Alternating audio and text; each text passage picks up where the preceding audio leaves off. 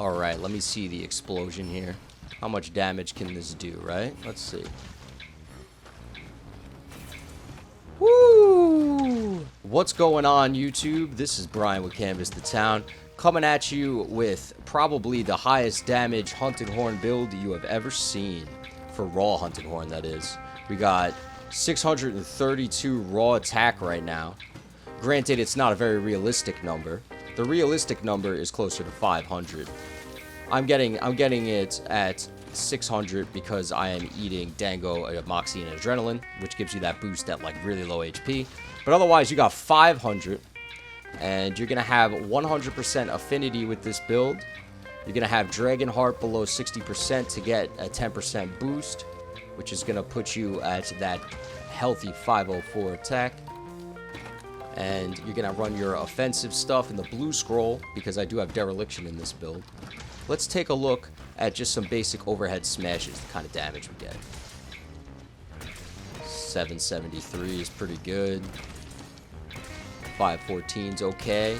Let's see what else we can pull out here. 630. And let's take a look at what I'm running. So let's start with the sacks. The Mycotoxic Fungus Sacks. This thing rules. This is my favorite design of any of the hunting horns in Sunbreak, just because it's so silly. You know, it's literally just a saxophone that, you know, hung out a little too long in the Toxic Forest in Elden Ring or something. Very cool, very cool. And then we got full attack augment, plus 60 attack. We took a little bit of extra poison element, because why not when you're fully updated and augmented to Title Update 5. It's, you know, it's just free. And the 20 points of sharpness is just free. Moving on, let's talk deep here about each piece and why I picked them and what they're doing here. So we have Powder Mantle is the main attraction here. Critical Eye is cool, but it's not really necessary. We get 20% affinity from Bloodlust, which is in the set, and we get 30% affinity from our Fighter Palico for a good portion of the hunt. So without any crit skills, that puts you at, you know, 70%. I'm sorry, that puts you at 100% affinity, and it puts you at 70% affinity when the Fighter Palico doesn't buff your affinity. But with the Critical Eye, we're actually at 80% affinity with this, which is very nice, and then 100% whenever the Palico decides to do it for you. Burst is great at 1 level. Status Trigger would be nice at 2 levels, but we take what we can get here. And we have Burst for equality, we have Frostcraft, we have Build-Up Boost here, 2 levels of Build-Up Boost, thanks to RNG. And Attack Boost with that coveted Attack Boost for a Jewel that is finally here in Title Update 5.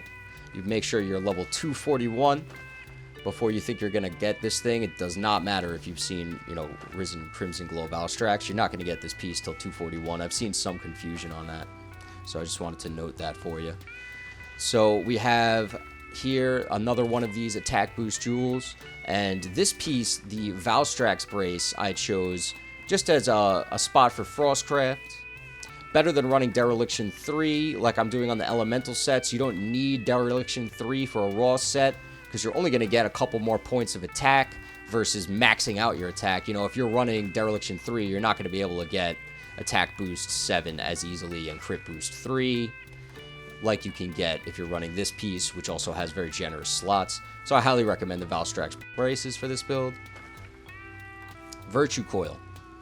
This is Frostcraft. We lost Bloodlust, which kind of stinks, but it doesn't really matter that we lost Bloodlust because it is a jewel now. So we just put it, you know, we just put it on the set, and we get to keep the brand new skill of Frenzied Bloodlust, right? And we have Frostcraft on this piece, so that is awesome.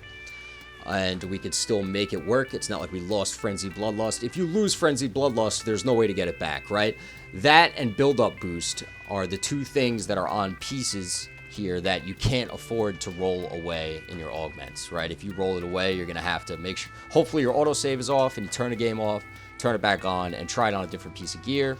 You never know, sometimes it takes away a skill that is lower value. Like for example, I got this Frostcraft here, but I think I rolled it first on this piece and it tried to take away Frenzied Bloodlust, which I did not like. So I turned my game off, turned it back on, and rolled it on the Valstrax Braces, and would you look at that, it only takes away attack boost. Not a big deal, right? Finally, we have the Valstrax Greaves. So this piece is really good.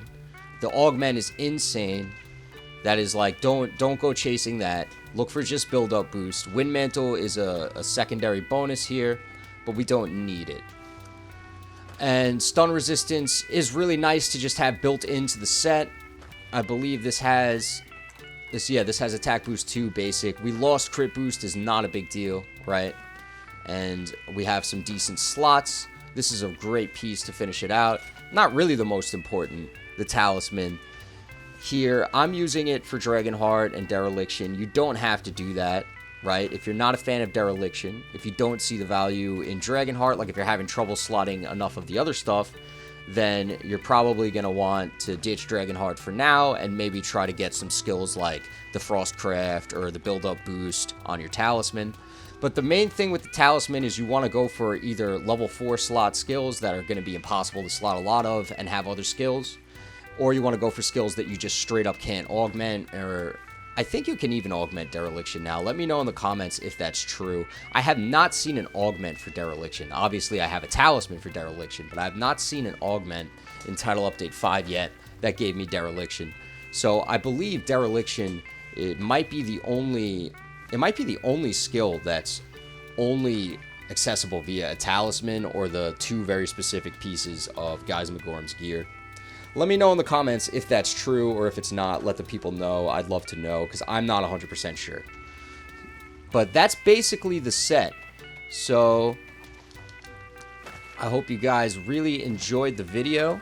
This build was a lot of fun to make, and I'll definitely be spamming it against the Risen Crimson Glow Valstrax that we're going to be fighting all the way up to level 300, getting the rest of our brand new, very nice gems, decorations, right?